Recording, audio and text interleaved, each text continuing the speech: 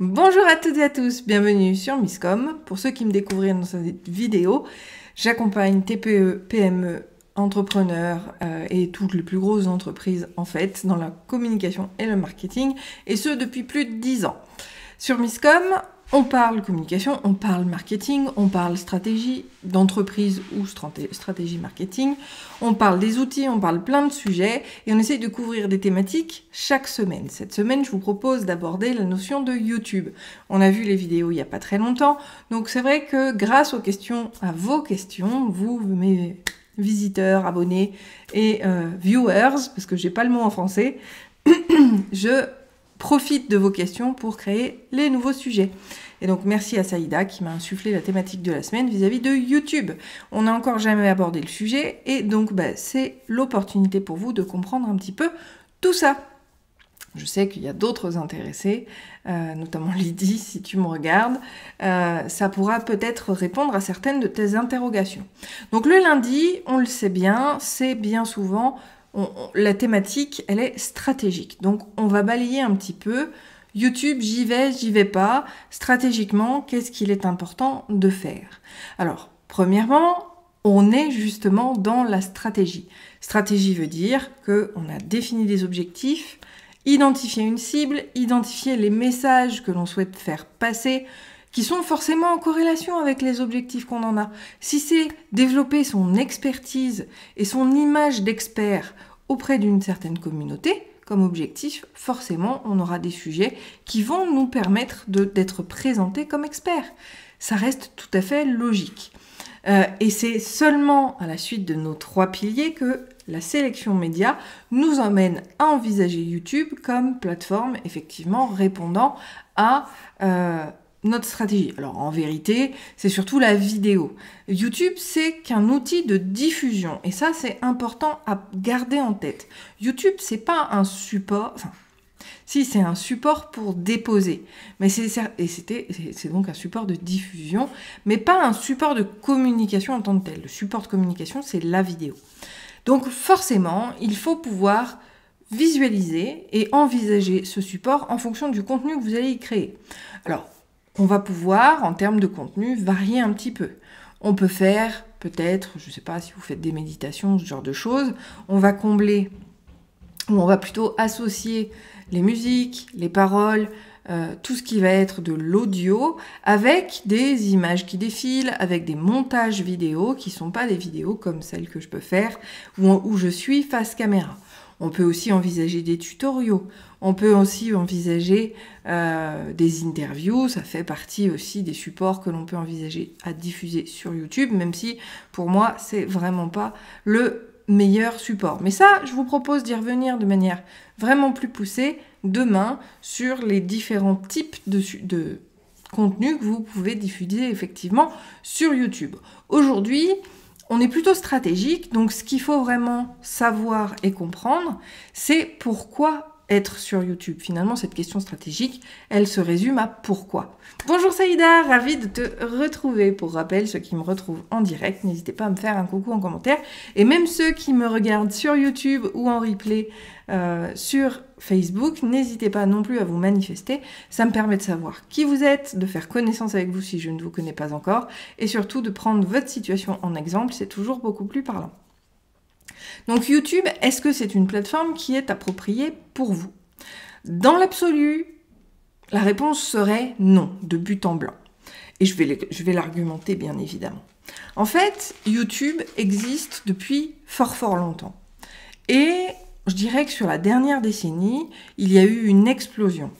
Parce que YouTube est devenu, en fait, un moteur de recherche à part entière. C'est-à-dire que au lieu de chercher sur Google des réponses à nos questions, on va aller directement sur YouTube et utiliser le moteur de recherche de YouTube pour poser nos propres questions ou mettre des mots-clés qui nous amènent à trouver le contenu vidéo que l'on recherche. Donc, en soi, la plateforme va être intéressante parce que, comme je le dis, c'est un moteur de recherche à part entière. Et en tant que moteur de recherche, forcément, son référencement va être bon. Alors ça, c'est plutôt sur le oui, alors que j'ai commencé à dire non. Les hormones que vous voulez. Que voulez-vous ?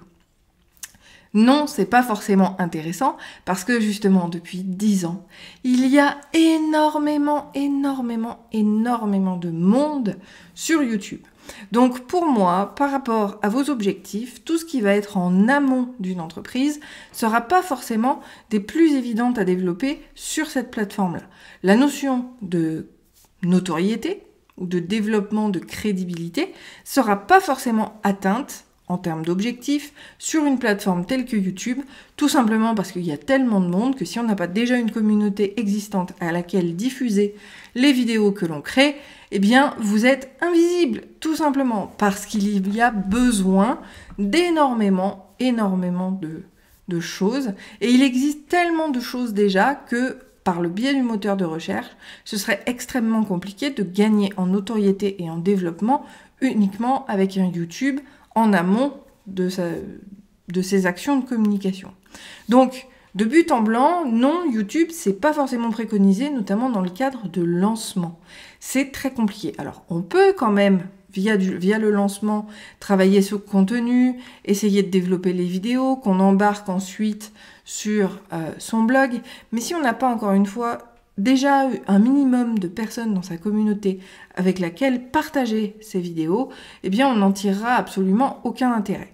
Sauf, bien sûr, et ça c'est un choix complètement stratégique, si vous êtes à l'aise uniquement en vidéo, que vous n'aimez pas faire du rédactionnel, que vous n'avez pas envie de faire de l'audio, bien sûr que vous allez y aller quand même.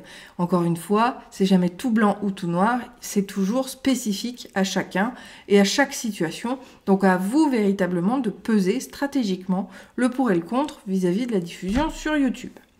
Donc ça, c'est vraiment un point important. Il y a tellement d'infos, il y a tellement de choses qui existent. Donc utiliser YouTube en espérant remonter, c'est comme tous les réseaux sociaux aujourd'hui. Si on n'a pas déjà une communauté existante et si on ne travaille pas sur ce développement de communauté, on ne risque pas d'être vu par le biais de ces plateformes parce qu'il existe déjà trop de monde. Donc ça, ce serait plutôt le pourquoi j'y vais pas.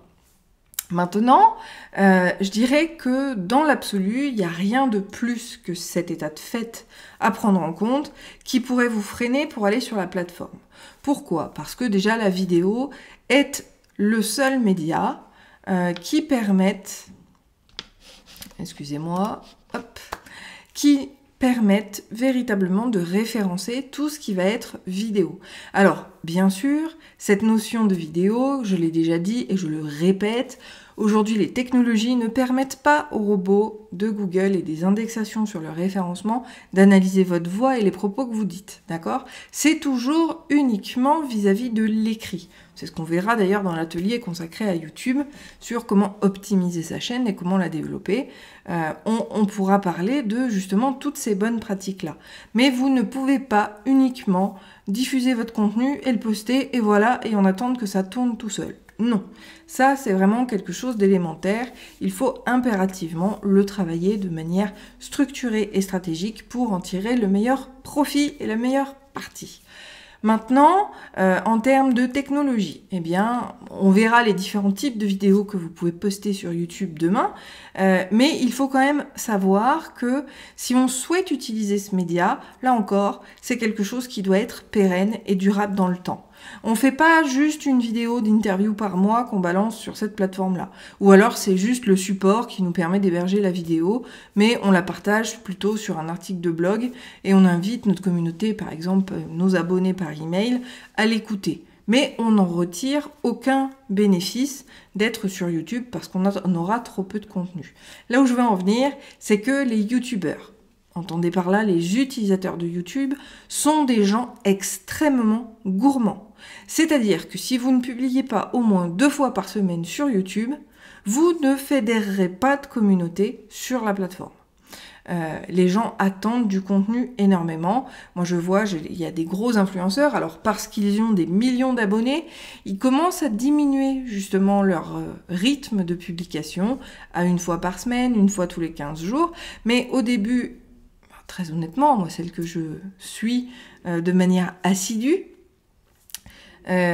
à peu près 2 millions d'abonnés, quelque chose comme ça. Donc on est quand même sur quelque chose de fort. Pendant pratiquement 10 ans, elle a publié une vidéo par jour et au minima 3 vidéos par semaine pour pouvoir développer cette communauté. Parce que les gens attendent le contenu.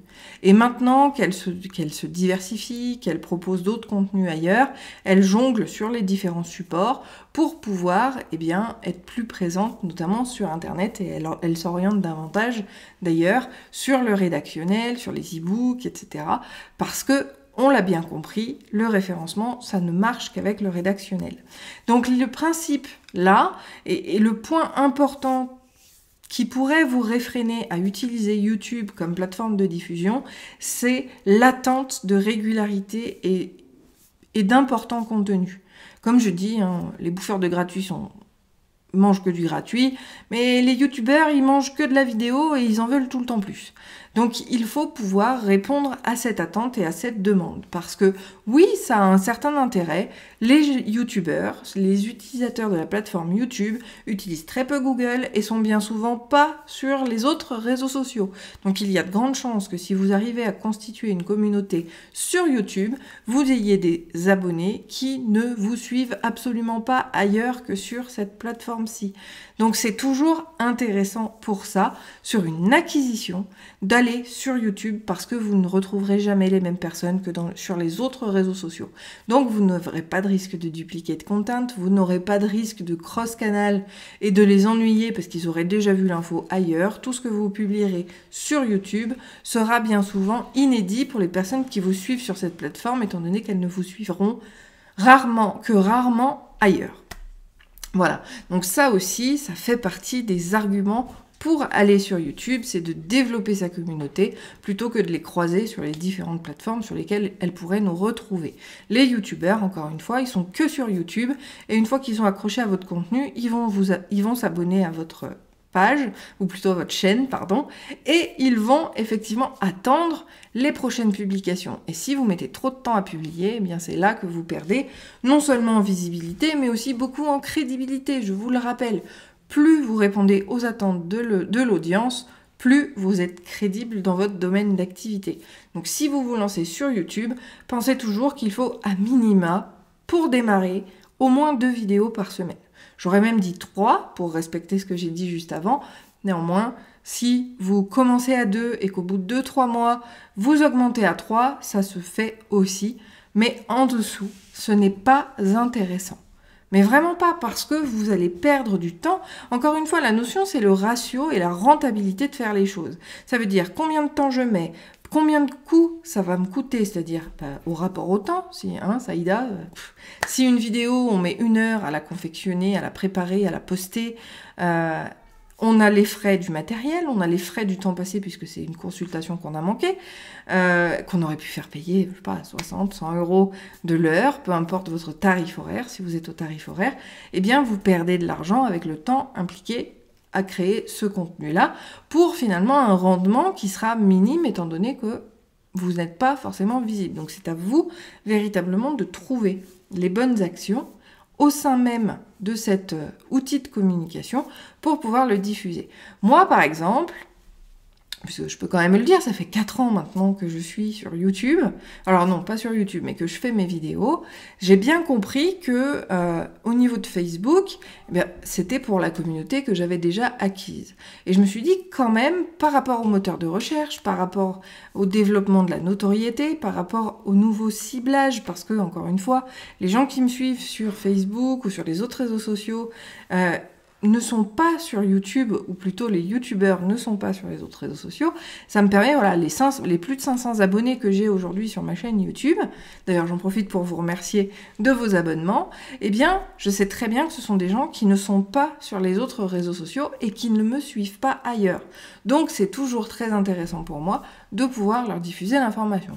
Autre lien qui est en réponse à l'objectif que je me suis fixé vis-à-vis de cette action de vidéo que je mets en place, c'est un objectif éducatif.